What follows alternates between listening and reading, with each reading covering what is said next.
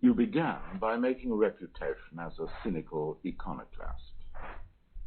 Would you say something about the process that took you to your interest in unorthodox religion?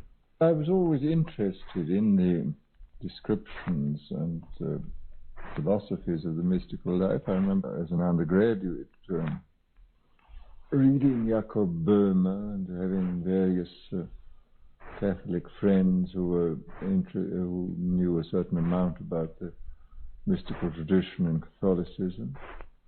And I read a fair amount at that time. Then with sort of mixture of admiration and hostility. With derision? Not with derision, but with a good deal of skepticism and with a great deal of fascinated interest. And then I came to read more and meet numbers of people who knew about Oriental material, read a good deal of that, and came in touch with men who'd had first-hand experience.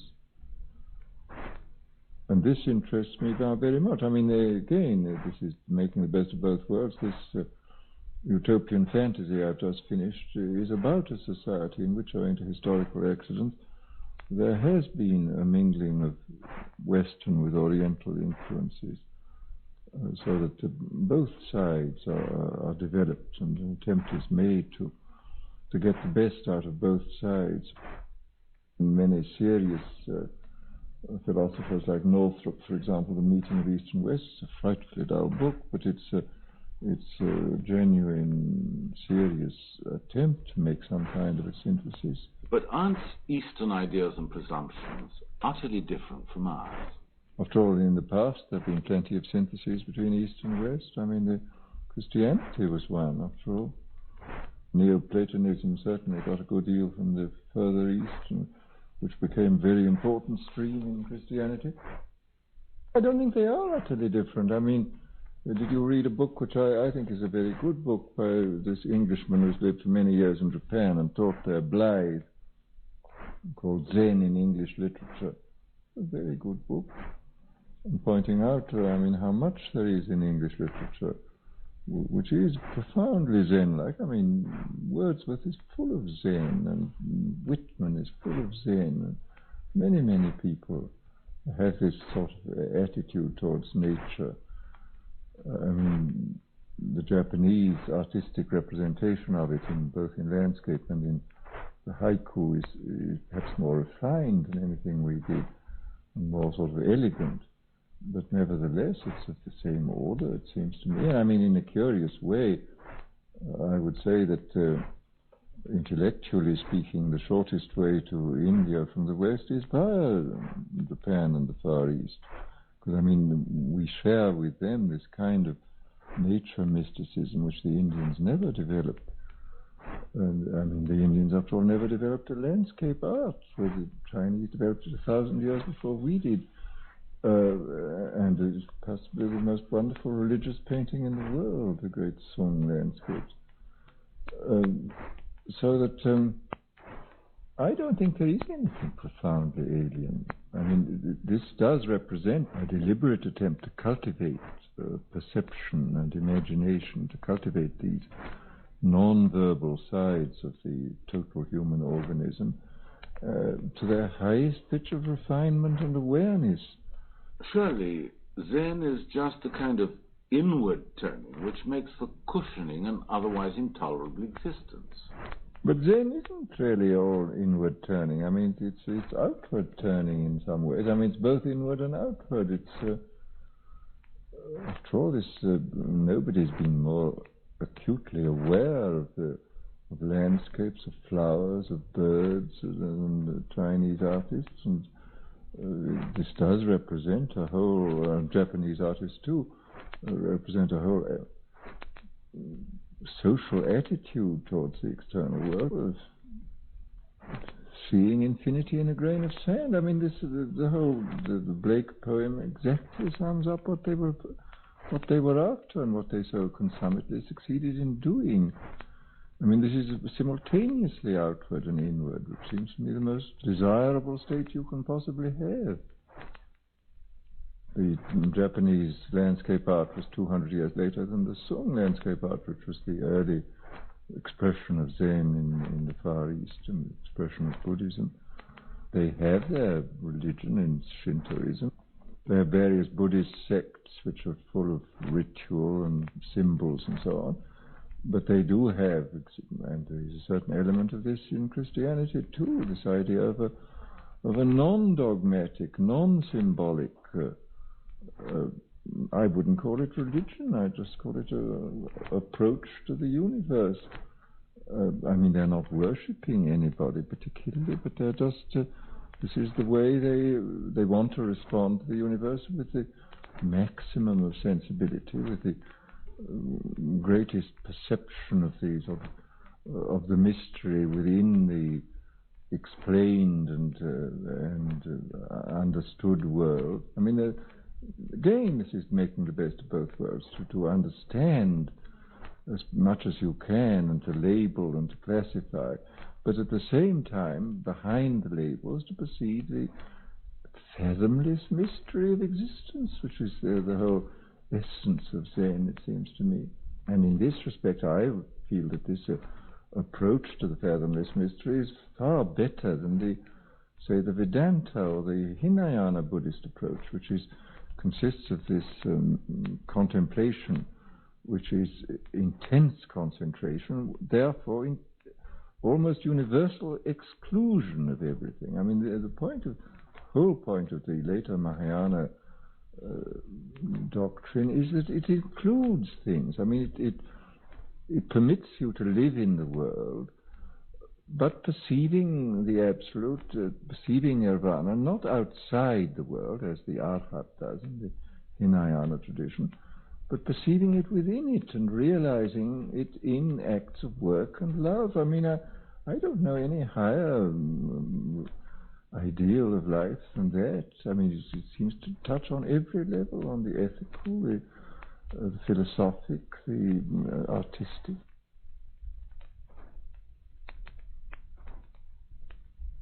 What part has the supernatural in your life?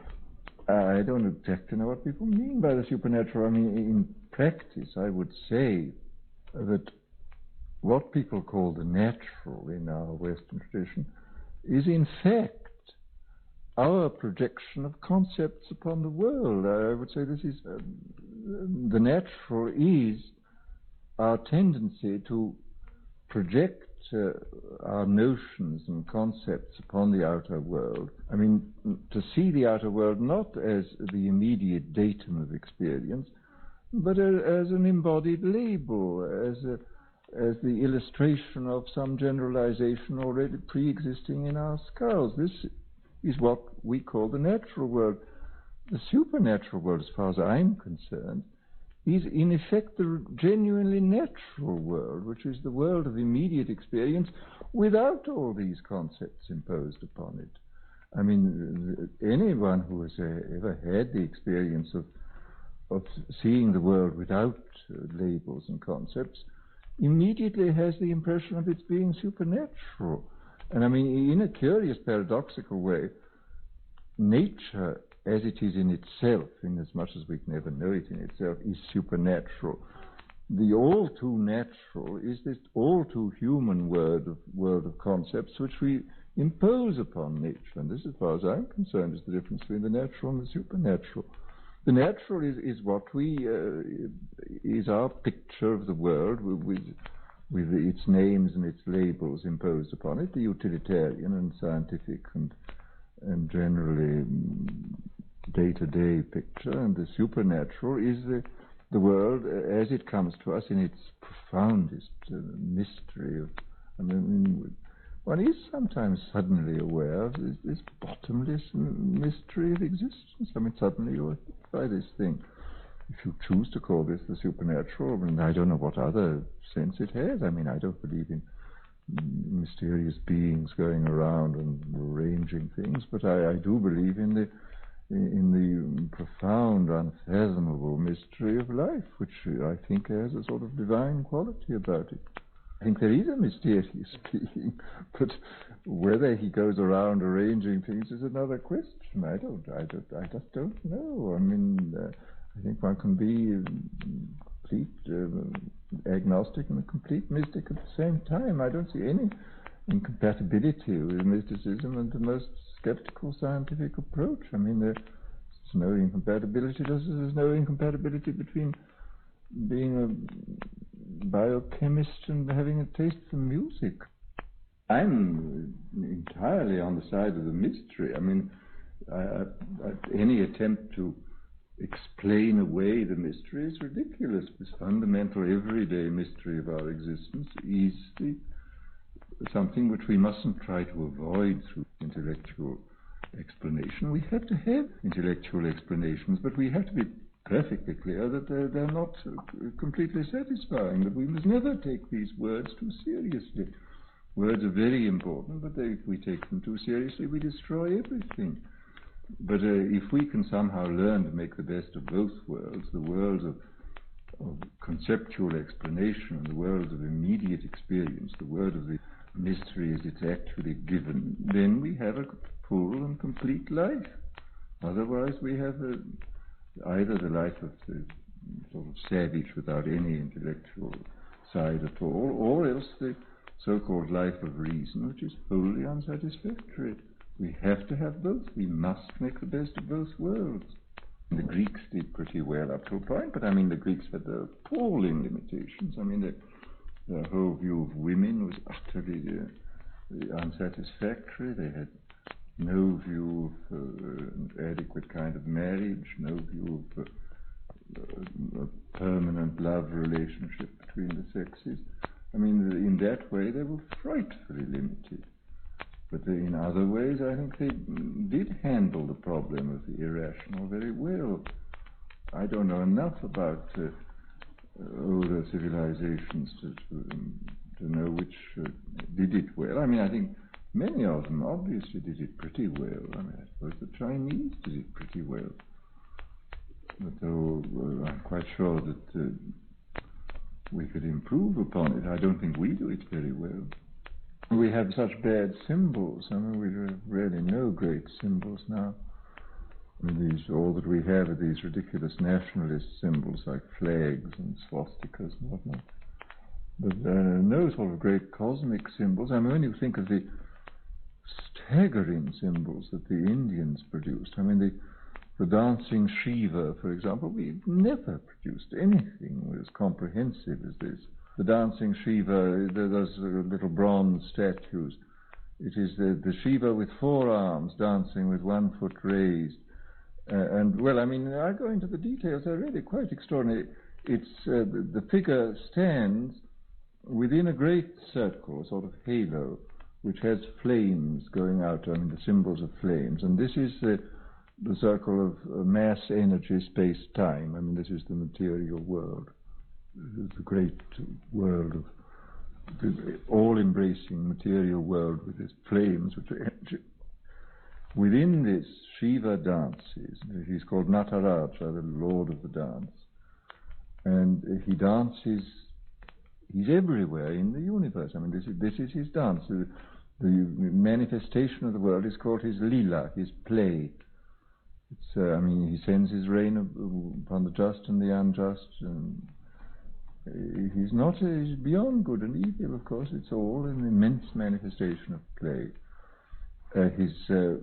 He has this long hair, which is the hair of the yogi, contemplative, and it streams out to the limits of the universe, you see. Therefore, this sort of yogic knowledge of this contemplation includes everything. He has 4 arms. In the upper right arm, he holds a little drum, which is the drum which summons things into creation. You beat upon this drum and things come into existence. In his left arm, he holds a fire, which is what destroys everything. He both creates and destroys. His lower right hand is held up in this attitude, which means be not afraid, in spite of everything, it is all right. The other hand points down at his feet, and 1 foot is planted squarely on the back of a repulsive and dwarf, this infinitely powerful dwarf called Muyalaka, I think his name is, who is the ego. And he has to break the back of the ego, you see. What he's really pointing at is the other foot, which is raised. And this means this foot is raised against gravitation and is the symbol of spiritual contemplation. The whole thing is there, you see. I mean, the world of space and time and matter and energy, the world of creation and destruction, the world of psychology. I mean, how do you get out of this? I mean, if you don't break the back of the ego, you're lost. And if you don't practice contemplation, there will be no liberation for you. I mean, we don't have anything remotely approaching such a comprehensive symbol, which is both cosmic and psychological and spiritual. I mean, it is really most unfortunate that we have such miserable symbols.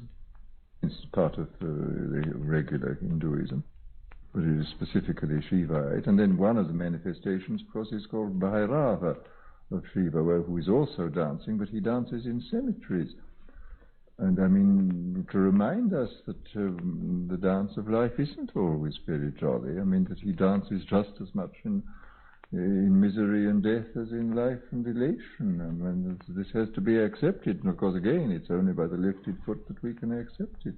I mean, it actually is completely compatible with the modern scientific idea. I mean, it includes the world, you see, of mass, energy, space and time, and the idea of the infinite energy dancing timelessly and forever through this world, dancing through human mentality too. I mean, the world is felt to be, of course, a kind of outrage, because the play goes on even inside ourselves, although we are sentient beings, and yet the hand is raised, everything is finally all right, in spite of everything, if, as Buddha said, I show you sorrow and the ending of sorrow. The ending of sorrow is putting your foot on the back of the dwarf and raising the other foot in against gravity into the state of contemplation. I mean, the whole thing is there, stated in this single, extremely elegant. I mean, these Shiva images from the south of India are very, very elegant. They're most beautiful pieces of sculpture, the best of them. But it's a shame we don't have any good symbols like this to remind us of who we are and of what we can do about it, if anything. No, we're very, very poor in it. I mean, we have some of the Christian symbols, which are not really satisfactory. I mean, the symbol of the cross is fairly good, but it doesn't take into account the sort of cosmic side of life. I mean, it doesn't take into account mass, energy, space, and time, which is essential. It doesn't take into account, I mean, as it stands, it doesn't take into account the importance of contemplation. No, it's, I mean, there are other symbols, of course, within Christianity which do, but a single comprehensive symbol like the Shiva symbol we do not have, and it's very unfortunate. And this whole business of the organized manipulation of symbols is, I mean, the human mind is a symbolific instrument. I mean, it exists to manufacture symbols, to turn immediate experience into symbols for the purpose of managing it in a fairly convenient way. The question is, can we get on with fairly scientific symbols, realistic symbols, and then concentrate on the immediate experience? I don't know. I mean, I simply don't know whether this is possible as a sort of general attitude towards the world. I think it's certainly possible in isolated individuals, but whether in fact it will ever turn out to be something which appeals to great numbers of people, I have no idea. But surely, by its very nature, mysticism hinges upon superstition. Can one have the flowering of mysticism without the dung of superstition. I don't know whether you can. There's a very interesting chapter in Conzi's book on Buddhism, saying that as a matter of historical fact, these extremely elevated mystical and philosophical doctrines of the Mahayana have always been associated with grossest forms of superstition. Can it be avoided? I don't know. I mean, he is inclined to think that you don't get the one except growing out of the other. I hope it's possible to have an aseptic mysticism, but I don't know that it is. I think certain people can have it, but whether there can be a sort of general atmosphere on the basis of a non-superstitious, non-dogmatic set of beliefs, I've no idea. I profoundly hope so, but at certain times I rather doubt it. The whole problem of dealing with the irrational is surely to find out means by which these irrational drives can be given their satisfaction without harming the person who has the drives and without harming his neighbours. This is not past the wit of man to devise these methods. I mean, this was something which William James years ago discussed in his essay, The Moral Equivalence of War. This is an inadequate essay, but it touches on one aspect of an extraordinarily important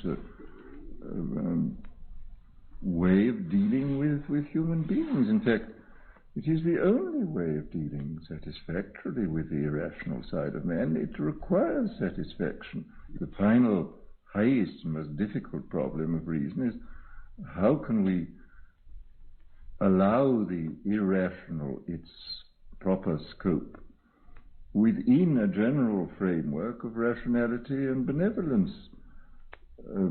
Empirically, all cultures have worked out various methods. I mean, the whole Greek method of menadism and bacchic orgies and so on were all methods for getting rid of these intolerable tensions in socially harmless and even beneficent ways. The carnival, the saturnalia, all these things are empirical devices for doing precisely this. And I think one of our troubles is that we haven't got enough of these devices now. I mean, Christianity became so wildly respectable that it gave up dancing, which was a grave mistake. It's very significant that this extremely, quote, spiritual sect of the Quakers quaked. I mean, here there was this violent, involuntary quaking movement of the muscles, which was an immense release and, so to say, an opening up of the organism to the free flow of the life force. And this was an empirical invention of great value. Similarly, that the sort of deliberate dancing processes of menadism and bacchantism and the Dionysiac orgies were also methods for involving the muscles in this general process of release, of getting rid of these pent-up irrational drives in harmless ways. And it seems to me that any civilization which seriously takes account of man's nature has to invent these things. They've been invented again and again by primitive people, even quite advanced people, and we've made an awful mistake of dropping a lot of them. I mean, the best we can do is rock and roll, which is something which the boys and girls have had to invent for themselves, but there's no sort of social or religious sanction for this, which is the gravest mistake. Whereas in the past there was. I mean, menadism was built into the whole social and religious pattern, and so was the Bacchic orgy system. We don't have to say that when the Quakers quaked or the Shakers shook, that this was necessarily the operation of the Holy Ghost within them. I mean, after all, the Pentecost, when people behaved in a strange way, the onlooker said, these men have drunk new wine. I mean, they did behave like drunks. but they were getting rid of tensions and permitting the life force to flow through them. I think we can talk about this in realistic terms now without necessarily invoking supernatural explanations, but at the same time, the sort of basic, what may be called the basic supernaturalism, what you might call the life force, you can talk of this and say that these methods, which we now know about why they happen, that they are of value in as much as they do permit this basic source of energy and enlightenment to flow freely through an organism which is constantly blocking itself up and obstructing itself by the operations of the conscious ego. These are ways of getting rid of the conscious ego, getting out of our own light, which is, of course, what everybody has been talking about from the beginning of time. And I think we are now in a position to be able to talk about it in more or less naturalistic terms and not necessarily in these supernaturalistic terms which the early Quakers or the Shakers or the dervishes used.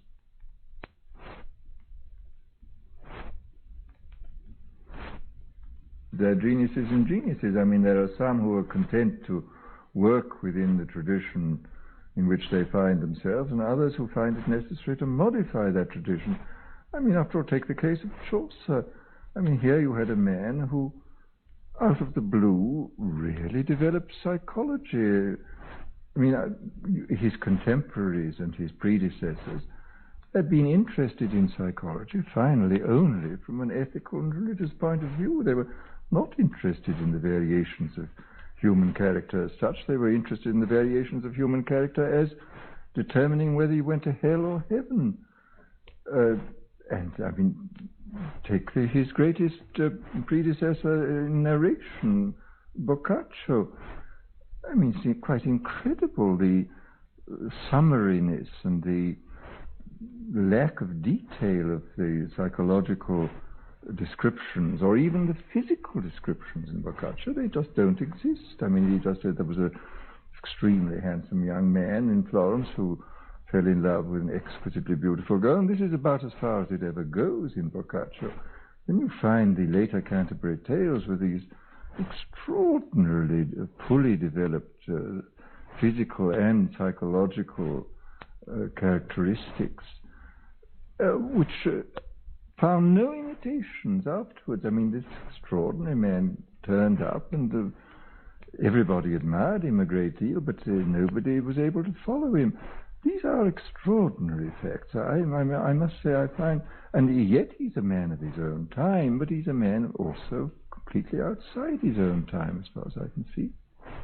The history of psychology, it's quite obvious that people must always have been perfectly efficient, practical psychologists.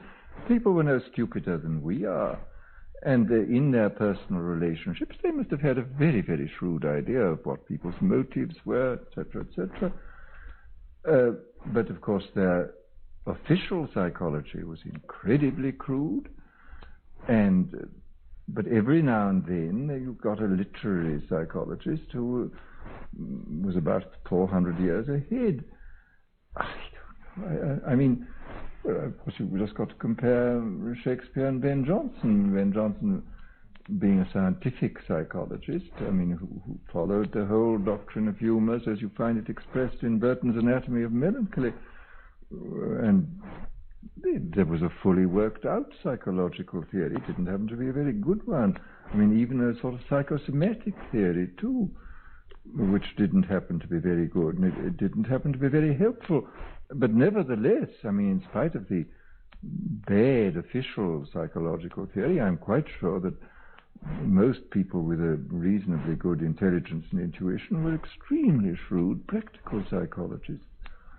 They probably knew about it, but nobody had written it down. Many of the findings of Pavlov and his dogs were well anticipated, I mean, empirically. I mean, Dr. William Sargent, in his book, The Battle for the Mind, has a most interesting chapter on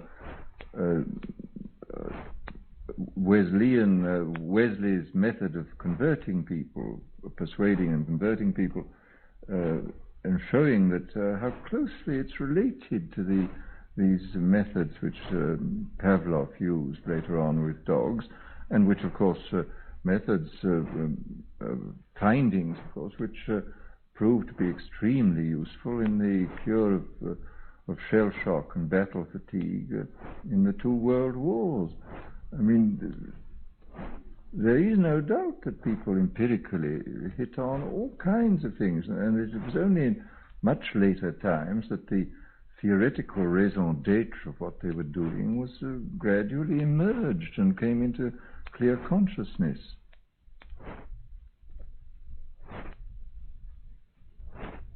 Speaking as yourself, speaking also as a member of your generation, how serious, how enduring was the impact on your mind of Freud? I was never as intoxicated by Freud as some people were. I mean, I thought, and I get less intoxicated as I go on. I mean, I think he omitted so much from his purview of human beings. I mean, this fact that he really leaves completely out of account the whole physical side of man. I mean, to listen to Freud, you would think that man had only 2 points in his anatomy, the 2 ends of the digestive tube, I mean, the mouth and the anus. I mean, nothing else exists in the Freudian anatomy at all. And yet there is a good deal in between, and we know very well that there are many things on the neurological and biochemical level which profoundly affect our minds. But Freud, and although he did himself say that all nervous disorders would turn out to be organic, but he did say that in the meanwhile, until we found out more about them, we could treat them successfully by purely psychological means. I think this is absolutely untrue. And his followers, of course, dogmatically insist upon this. I mean, in the most ridiculous way. The orthodox Freudians, well, thank heaven, most psychotherapists are not orthodox Freudians now. They are eclectics and making use of organic and chemical methods and psychological and sociological methods which guarantee a cure, which the pure Freudian doesn't get with his 8 years on the couch. More and more, as I learn more about what is happening now in the field of neurology and biochemistry, and in the general study of human physique and the classification of human types, I feel more and more strongly that you have to have the total organic approach. I mean, this is trying to see the thing as a totality. I mean, it's just, we have to make the best not only of both worlds, but of all the worlds. Man is a multiple amphibian who lives in about 20 different worlds at once. And if anything is to be done with him to improve his enjoyment of life, to improve the way he can realize his desirable potentialities, to improve his health, to improve the quality of his relations with other people, to improve his morality, we have to attack on all the fronts at once.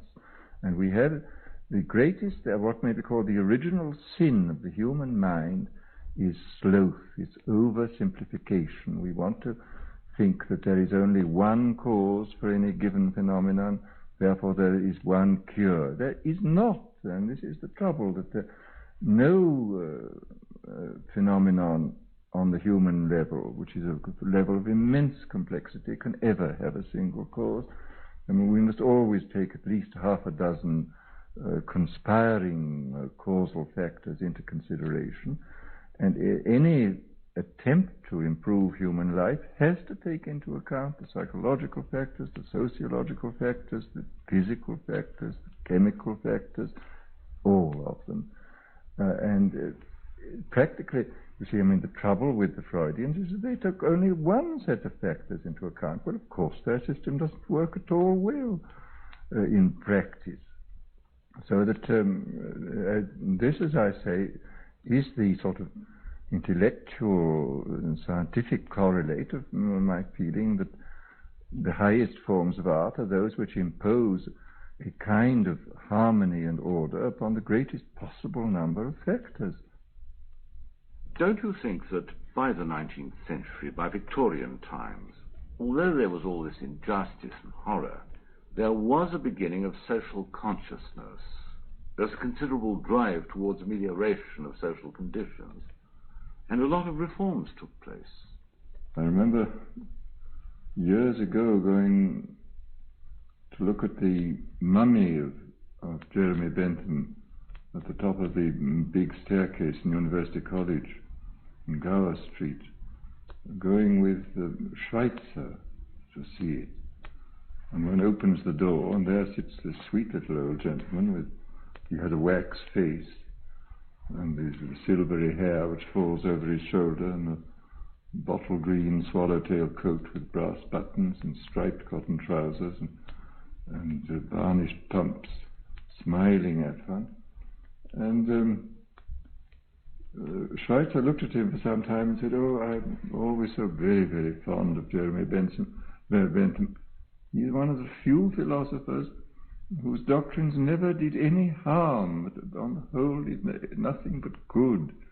I thought this was a very interesting thing, and he said, "Oh, compare him with Hegel, for example," and sort of shook his head in despair. And it is quite true that if the tree is known by its fruits, well then the Benthamism is infinitely to be preferred to Hegelianism, which gave us Marxism and Prussianism and all kinds of horrors. Whereas Bentham gave us Chadwick and decent sewage systems and proper municipal government and things like that, all of which are wholly to the good.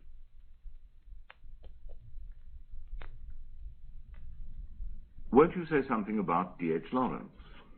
I met Lawrence during the war, and of course I knew him best later on in the last 4 years of his life, from 26 to 30.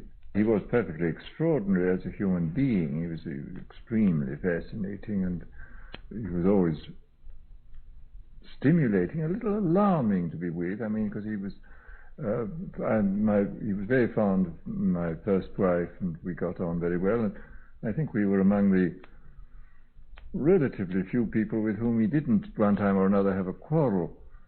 And we saw, as I say, a great deal of him in the last 4 years of his life. Why was he always quarrelling? Well, he was a prickly man, and I don't know. I mean, he somehow did it on principle, I feel. No, I don't know if that's wrong. I don't know what he... It was a very strange thing. He would sort of burst out in this curious way against people. But it was always a pleasure to be with him and to hear his comments on things, his reactions to nature and so on. Were always very, very fascinating. But some of the things he said seemed to me quite horrifying. For example, his resistance to the intellect. Well, of course, I never understood his anti-intellectualism, all the more so as he was an intellectual. I mean, as a young man, he'd been a great passer of examinations, and he had a great store of knowledge. He didn't really like to say so, but he did. He was very well read. Of course, one of the things I often speculate, what on earth would have happened if he lived on to a reasonable age?